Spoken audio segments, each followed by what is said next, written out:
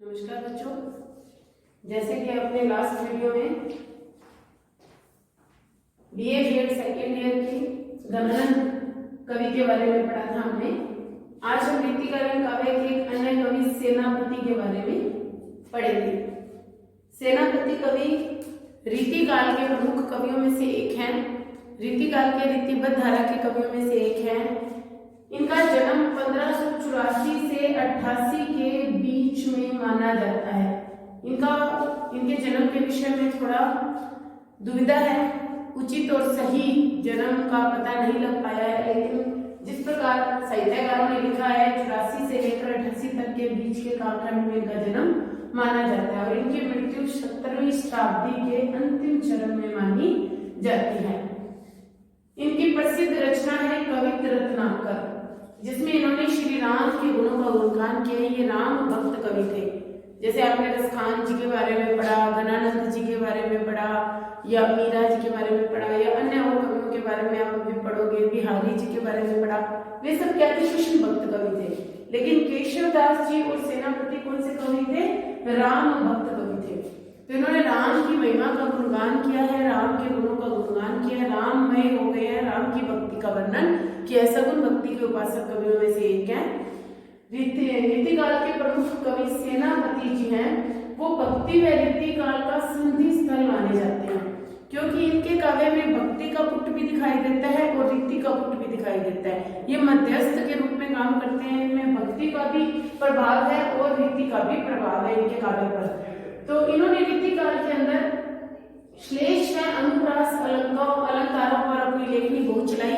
श्लेष के ये सम्राट भी कहे जाते हैं, लेकिन कहीं कहीं इन्होंने क्या किया है? ऋतु वर्णन बहुत ज्यादा किया है। ऋतु वर्णन और प्रकृति वर्णन के प्रसिद्ध कवि के रूप में भी इनको जाना जाता है। प्रकृति व ऋतु वर्णन के प्रसिद्ध कवि। इन्होंने इतना अधिक ऋतु वर्णन और प्रकृति का वर्णन किया कि कहीं कहीं इनका काव्य भोजन सा भी हो गया है, लेकिन इनका ऋतु वर्णन बहुत अधिक सुंदर है। 12 मासा वर्णन इन्होंने किया है, सावन का, बसंत ऋतु का इन्होंने बहुत सुंदर वर्णन किया है।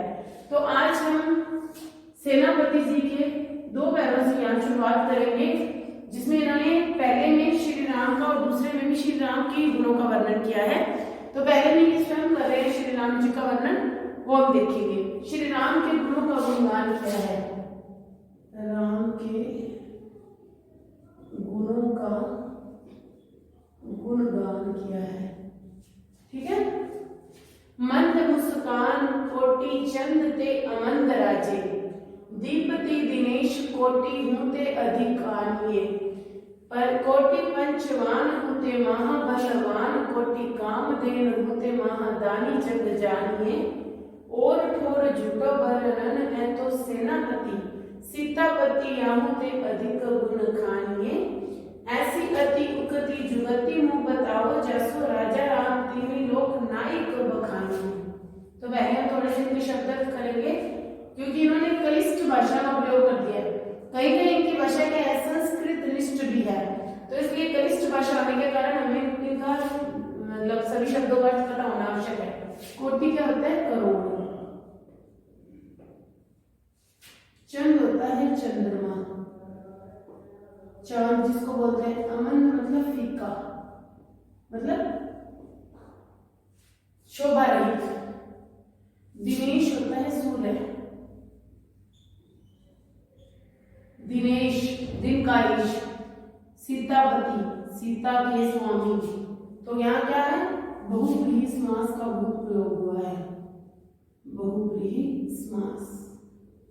ये सब विशेष में काम आएंगे, आपको पता होना चाहिए कि कौन से अलंकार का प्रयोग हुआ है, कौन से समास का प्रयोग हुआ है, ठीक है ना, कौन सी भाषा का प्रयोग हुआ है, ये सब हमारे विशेष बनते हैं। दिनेश सूर्य हो गया, कोटि फिर करोड़ हो गया, पंचवान कामदेव हो गया, ठीक है। कामधेनु तो गाय हो गई, कामधेनु गाय का नाम है। महादानी जग संसार हो गया, महादानी अत्यधिक दान देने वाला। सीतापति श्री राम हो गए। उक्ति मतलब या युक्ति, ये इसको बोल सकते हैं उक्ति। युक्ति मतलब कोई उपाय, नायक स्वामी हो गया।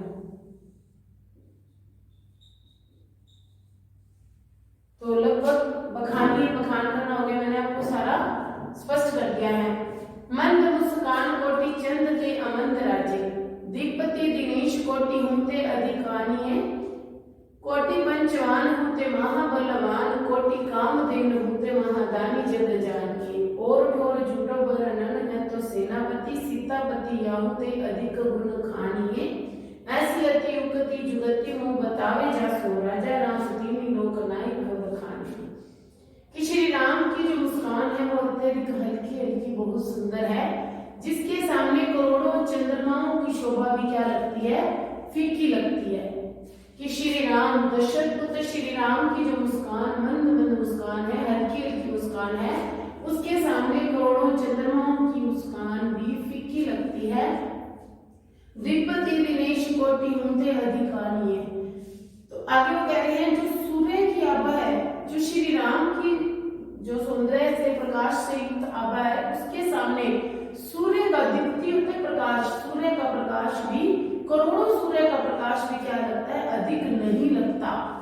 फिर से दोनों, जो श्री राम की मंद मंद मुस्कान है, उसके सामने करोड़ों चंद्रमाओं की जो प्रकाश है या उसकी चांदनी है वो फीकी लगती है। इसी तरह श्री राम का जो तेज है, जो प्रकाश है, वो सूर्य के प्रकाश, सूर्य करोड़ों सूर्य के प्रकाश से अधिक नहीं है, मतलब उनका करोड़ों सूर्य भी उनके सामने फीके लगते हैं। कोटि पंचमानव, करोड़ों कामदेवों से भी वो क्या है, अधिक बलवान है, शक्तिशाली। करोड़ों कामदेवों से भी वे अधिक शक्तिशाली हैं, और करोड़ों कामदेव गाय से भी वो क्या है, महान दानी है। इस प्रकार संसार में इस तरह से जानता है। ठीक है, समझ आई? फिर से सुने, श्री राम की मंद मंद जो मुस्कान है वो करोड़ों, उसके सामने करोड़ों चंद्रमा भी क्या लगते हैं, अमंद लगते हैं, फीके लगते हैं। और श्री राम की आभा है जो द्विपति है, उसके सामने करोड़ों सूर्य भी क्या लगते हैं, अधिक सुंदर नहीं लगते। करोड़ों कामदेव उनके सामने क्या है, बलवान, करोड़ों कामदेव से भी वो अधिक बलवान है, और करोड़ों कामदेव गाय से भी वो अधिक दानी है। इस प्रकार संसार उनको किस तरह से जानता है। और ठोर झूठो वर्णन है तो सेनापति, सेनापति जी कहते हैं कोई और होता, कोई अन्य होता, उसके लिए यदि मैं ऐसा वर्णन करता तो वो झूठा प्रतीत होता, व्यर्थ प्रतीत होता, मिथ्या प्रतीत होता। झूठा क्या है, मिथ्या। लेकिन सीतापति या होते अधिक गुण खाने, लेकिन जो सीतापति श्री राम है उनके गुण तो इनसे भी अधिक है, जो ये ऊपर बताए गए हैं इनसे भी अधिक गुणों की खान है, इसलिए ये वर्णन झूठा नहीं लगता। ऐसी अति युक्ति जुगति मुँह बतावे जैसे, मुझे कोई ऐसी युक्ति बता दे जिससे तीनों लोकों के स्वामी राजा राम, स्वामी ये तीनों लोकों के स्वामी राजा राम के गुणों का मैं गुणगान कर सकूं। फिर से देखेंगे, एक साथ करेंगे। श्री राम की जो मंद मंद सुंदर सी मुस्कान है, उसके सामने करोड़ों चंद्रमाओं की जो तेज है वो भी फीका लगता है, उनकी चांदनी भी फीकी लगती है। करोड़ों सूर्य का प्रकाश भी श्री राम के प्रकाश के सामने अधिक अच्छा नहीं लगता। करोड़ों कामदेव से वो अधिक बलशाली है, और करोड़ों कामदेव से वो अधिक दानी है, महान दानी है। ऐसा संसार उन्हें जानता है। और किसी के लिए यदि मैं ऐसा वर्णन करता तो ये सेनापति कहते हैं कि वो झूठा प्रतीत होता है, लेकिन सीतापति श्री राम के लिए श्री राम तो इन सब से भी अधिक गुणों की खान है, इसलिए उनके लिए यह वर्णन चरितार्थ प्रतीत होता है। कोई मुझे ऐसी युक्ति बता दे जिससे मैं तीनों लोकों के स्वामी श्री राम राजा राम के गुणों का बखान कर सकूं। ठीक है, समझ आ गई होगी आपको। अगला देखिए, दाता जाहि गावे कछु मर्म न पावे, ताहि कैसे कह रिझावे भरी मोन ठहराइए। रस न को पाई पाई वचन सकति बिन, राम गुण गान तव मन अकुलाइए।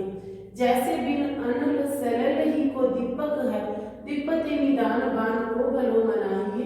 ऐसी थोड़ी उकति जुगति करे सेनापति, राजा राम तीन लोक तिलक रिझाइए।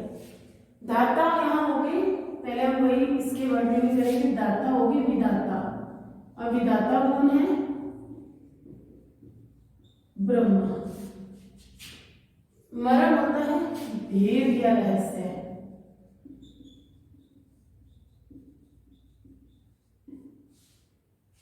रिझावे होता है मोहित करना,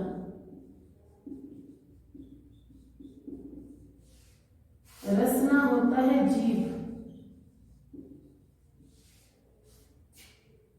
अकुलाई होता है व्याकुल,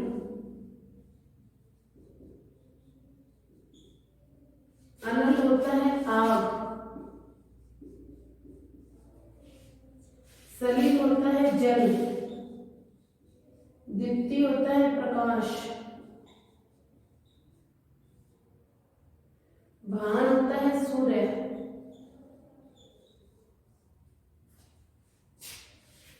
वही युक्ति होगी। फिर से दाता जाहि गावे कछु मरम न पावे, ताहि कैसे कह रिझावे बलि मोन ठहराइए, रस न को पाई पाई वचन सकति बिन राम गुण गान तव मन अकुलाइए, जैसे बिन अनल सलिल ही को दीपक दे दीपति निधान बान को बलो मनाइए, ऐसी थोड़ी उक्ति जुगति करी सेनापति, राजा राम तीनों लोग तिलक कर जाइए।